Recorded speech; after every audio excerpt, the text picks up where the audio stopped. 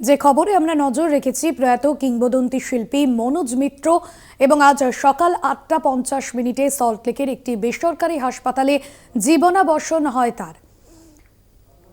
পাশাপাশি যে খবরে আমরা নজর রাখবো, আবাসের লক্ষ লক্ষ টাকা আত্মসাতের অভিযোগ। রায়দিঘির নরেন্দ্রপুর গ্রাম পঞ্চায়েত এলাকার ঘটনা। অভিযুক্তের তালিকার নাম তৃণমূল নেতার। 2018 থেকে 2021 সালের মধ্যে লক্ষ লক্ষ টাকার দুর্নীতি।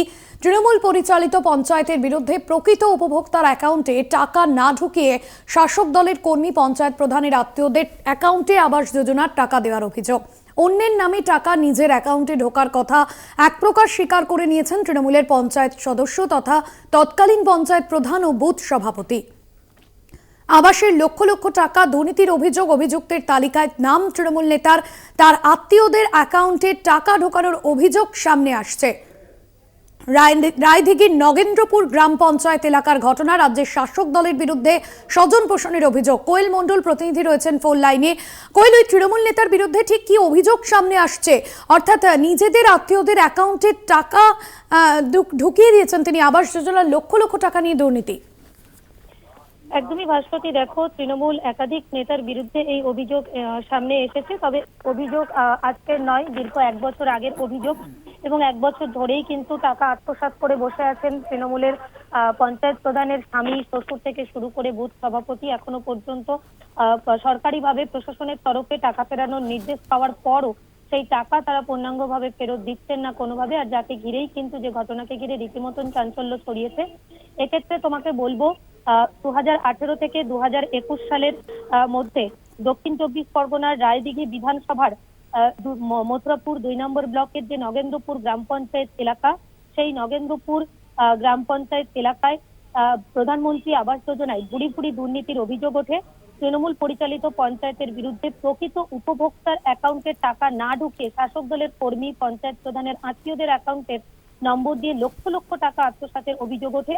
গত বছরই এই এলাকার বিজেপি কর্মী দীপু বর কলকাতা হাইকোর্টে এই ঘটনায় একটি জনস্বার্থ মামলা করেন। সেই মামলার প্রেক্ষিতে দক্ষিণ 24 পরগনার জেলা শাসককে তদন্তের নির্দেশ দেয় বিচারপতি এবং তদন্তে 27 জনের ভুয়ো অ্যাকাউন্টে টাকা ঢোকার তথ্য প্রমাণ মেলে। এরপরই মথুরাপুর 2 নম্বর ব্লকের পক্ষ থেকে 26 জনকে 15 দিনের মধ্যে 1,20,000 করে টাকা ফেরতের নির্দেশ দেওয়া হয়। সেই সর্বমোট টাকার যে পরিমাপ, সেটা কিন্তু প্রায় 30 লক্ষ টাকা। কিন্তু 1 বছর কেটে গেলেও এখনো পর্যন্ত সেই টাকা ফেরত দেননি অভিযুক্তরা।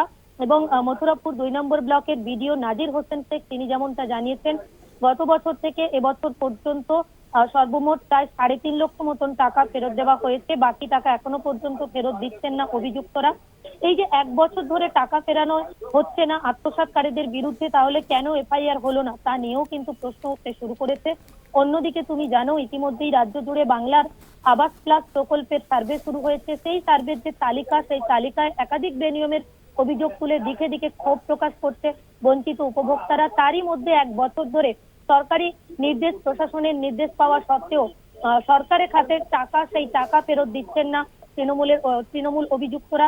তৃণমূলের বিশেষত গতবারের যে পঞ্চায়েত প্রধান নগেন্দ্রপুর গ্রাম পঞ্চায়েতের, তার স্বামী বর্তমান তৃণমূলের বুথ সভাপতি থেকে শুরু করে একাধিক জনের নাম সামনে এসেছে। কিন্তু তারা, এই সকল অভিযুক্তরা, তারা কিন্তু তাদের অ্যাকাউন্টে যে টাকা, অন্য উপভোক্তার টাকা ঢুকেছে সেই কথা স্বীকার করেছে। তারা জানিয়েছেন সেই টাকা তারা খরচ করে ফেলেছেন, কিছু টাকা ফেরত দিয়েছেন, বাকি টাকা খুব শীঘ্রই তারা ফেরত দেবেন। ধন্যবাদ জানাবো। কোয়েল মণ্ডল প্রতিনিধি ছিলেন ফোন লাইনে।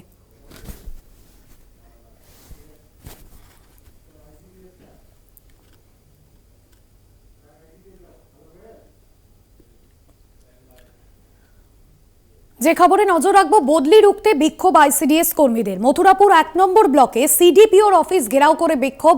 13 জন কর্মীর বদলি রুখতে বড় আন্দোলনের হুঁশিয়ারি। স্মারকলিপি জমা না দেওয়ার অভিযোগ সিডিপিওর বিরুদ্ধে। মথুরাপুর 1 নম্বর ব্লকে সিডিপিওর অফিস ঘেরাও করে বিক্ষোভ স্থানীয়দের।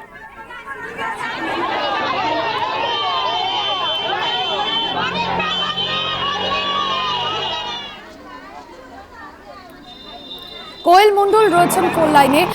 কোয়েল, আইসিডিএস কর্মীদের ঠিক কি অভিযোগ?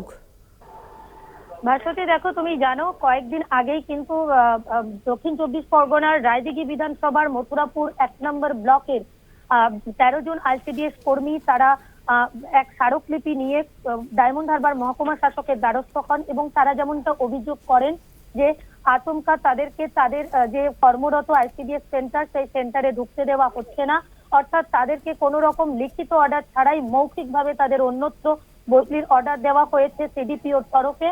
এই বিষয়ে তারা তাদের বদলি রুখতে প্রথমে ডায়মন্ড হারবার মহকুমা প্রশাসন, অন্যদিকে সিডিপিও, মথুরাপুর 1 নম্বর ব্লক অফিস এবং থানার দ্বারস্থ হয়, বারে বারে স্মারকলিপি জমা দেয় এবং তারা বলেন যে তারা কখনোই তাদের বদলির জন্য আবেদন করেননি।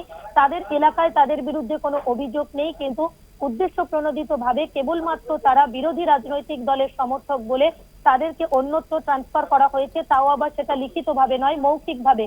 পরে তৃণমূল নেতাদের বিরুদ্ধেও তারা অভিযোগ তোলেন যে তৃণমূল নেতাদের পক্ষ থেকে, পঞ্চায়েত সদস্যদের পক্ষ থেকে বারে বারে হুমকি দেওয়া হয় তারা যাতে দ্রুততার সাথে তাদের সেন্টার ছেড়ে বদলি হওয়া সেন্টারগুলিতে যোগদান করে।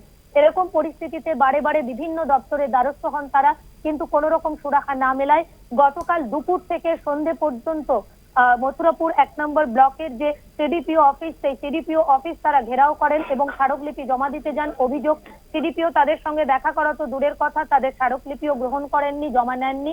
স্বাভাবিকভাবেই কিন্তু উত্তেজিত হয়ে রায়দিঘি 1 নম্বর ব্লকের বিভিন্ন প্রান্তের বিভিন্ন সেন্টারের আইসিডিএস কর্মী এবং শিক্ষিকারা তারা জড়ো হয়ে এই যে সিডিপিও অফিসের সামনে তারা বিক্ষোভ দেখাতে থাকে। অফিস ঘেরাও করে তারা অবস্থান বিক্ষোভে সামিল হয় এবং আগামী দিনে যতক্ষণ না পর্যন্ত তাদের এই মৌখিক বদলির অর্ডার প্রত্যাহার করা হচ্ছে, তাদের এই আন্দোলন আরো তীব্র থেকে তীব্রতর আকার নেবে বলে তারা কিন্তু হুঁশিয়ারি দিয়েছে। একদমই ধন্যবাদ জানাবো। কোয়েল মণ্ডল আমাদের প্রতিনিধি ছিলেন ফোন লাইনে। বদলি রুখতে বিক্ষোভ আইসিডিএস কর্মীদের। মথুরাপুর 1 নম্বর ব্লকে সিডিপিওর অফিস ঘেরাও করে বিক্ষোভ দেখাচ্ছেন আইসিডিএস কর্মীরা। 13 জন কর্মীর বদলি রুখতে বড় আন্দোলনের হুঁশিয়ারি। মথুরাপুর 1 নম্বর ব্লকে সিডিপিওর অফিস ঘেরাও করে অভিযোগ, বদলি রুখতেই বিক্ষোভ আইসিডিএস কর্মীদের।